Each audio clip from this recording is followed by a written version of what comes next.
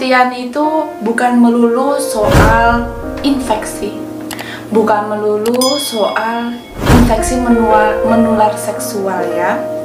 Jadi keputihan bisa saja terjadi normal pada wanita. Misalnya terjadi pada saat sebelum dan sesudah menstruasi, sebelum dan sesudah berhubungan intim, atau pada saat ovulasi atau masa subur. Jadi keputihan itu sebenarnya asalkan tidak berbau ya, misalnya keputihan saja nih, tidak yang berbau busuk, berbau amis, berbau anyir, itu tidak masalah. Lalu keputihan yang tidak berwarna, misalnya keputihannya hanya bening, hanya putih susu, itu tidak apa-apa. Tapi kalau keputihan yang sudah berwarna hijau, merah, kuning atau semacamnya, itu perlu kita ke tenaga kesehatan terdekat. Jadi untuk diperiksakan ya, berarti itu sudah mengarah ke patologis atau abnormal. Selain itu kita lihat tuh di keputihannya itu apakah dia konsistensinya banyak atau tidak, secara terus-menerus atau tidak.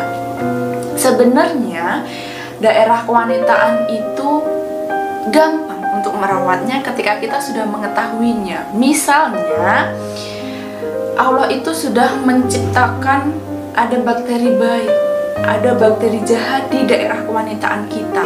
Jadi tanpa kita memakai antiseptik dan bla bla bla, itu insya Allah dia ada proteksinya sendiri gitu loh. Dia bisa untuk melawan bakteri yang ada di situ gitu. Asalkan kita tahu untuk cara merawatnya. Pada video saya sebelumnya sudah saya bahas ya. Jadi tetap kita sering ganti celana dalam ya. Terus kita sering untuk cebok. Sebelum cebok kita juga cuci tangan pakai sabun. Setelah buang air kecil, buang air besar, kita juga cuci tangan pakai sabun. Misalnya kita pakai panty liner pun juga sering diganti. Apalagi ya ibu-ibu atau mbak-mbak yang sedang haid, jangan sampai tuh ditunggu haidnya sampai penuh baru ganti pembalut. Ibaratnya ya, di situ barang kotor nggak diganti-ganti, ditimbun di situ, jemek di situlah ya bahasa Jawanya. Sangat mengerikan sekali. Harusnya misalnya sudah separuh nih diganti ya, walaupun belum waktunya ganti.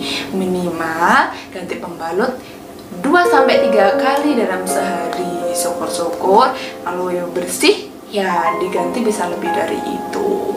Jadi moms tidak perlu tuh biar wangi, biar keset, tambah antiseptik sana, antiseptik sini, yang ada nanti malah menimbulkan infeksi atau iritasi gitu. Perawatan cukup mudah bukan? Selain itu, kalau monopubis kita atau daerah kemaluannya jangan dibersihkan, digundulin ya, sehingga di situ bakteri baiknya akan ikut nggak ada, hilang semua, tinggal bakteri jahat yang ada bisa menimbulkan lebih gatal dan keputihan.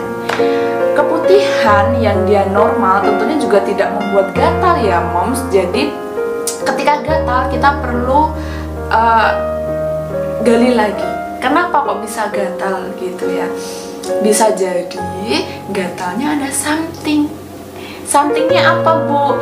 Bisa saja, mohon maaf nih ya, infeksi menular seksual. Kalau sudah seperti itu juga diobservasi juga tuh. Sering gonta-ganti pasangan tidak? Ibu sering gonta-ganti pasangan tidak? Bapak, mohon maaf nih ya bapak ya, jadi sering gonta-ganti pasangan juga tidak gitu. Saya setia kok bu, saya setia sama suami saya gitu. Ibu setia, suaminya setia atau tidak? Gitu. Ketika ada keluhan yang mengarah ke sana, infeksi menular seksual ya, perlu dua-duanya periksa semua. Jadi ketika ada keluhan, jangan ibu saja yang periksa, bapak juga gitu. Gitu ya perbedaan keputihan secara normal ataupun abnormal. Semoga video ini bermanfaat bermanfaat. Kalau ada pertanyaan silahkan ditulis di kolom komentar. Kalau ada saran, kritik, nanti akan saya bahas dan saya perbaiki di video saya selanjutnya.